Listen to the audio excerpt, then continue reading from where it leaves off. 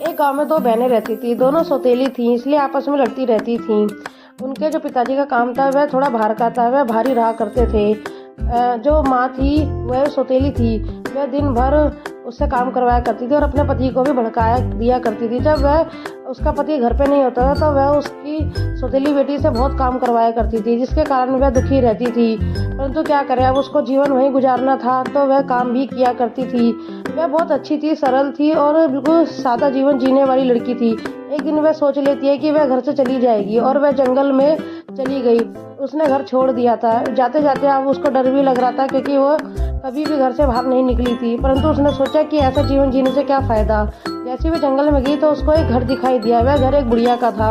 उसने बुढ़िया को प्रणाम किया और बुढ़िया ने कहा कि बेटी तुम यहाँ क्या कर रही हो। तब उसने अपनी सारी कहानी सुना दी। इतने पीछे से उसके पिताजी घर आ गए। तब उसने कहा कि पता नहीं वो कहाँ चली गई है, मुझे नहीं पता। तब उस बुढ़िया ने उससे कहा कि चलो बेटी तुम गाय की सेवा कर दो जरा, मैं बूढ़ी हूँ, मैं नहीं कर पाती हूँ। तब उसने गाय की साफ सफाई करी, चारा खिलाया, पानी दिया और गाय की खूब अच्छी सेवा करी। वह बुढ़िया कोई आम नहीं थी, वह एक देवी थी। वह उसकी परीक्षा लेने आई थी।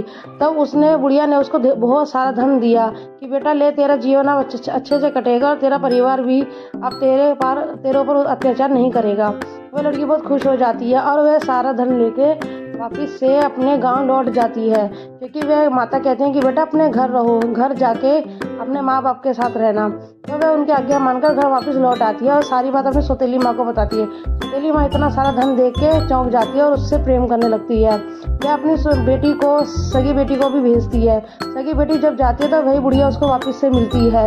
अब वह उसका कुछ भी काम नहीं करती और कहती है मुझे सिर्फ सोना चाहिए, परंतु वह उसको मना कर देती है और वह वहीं रह जाती है और कब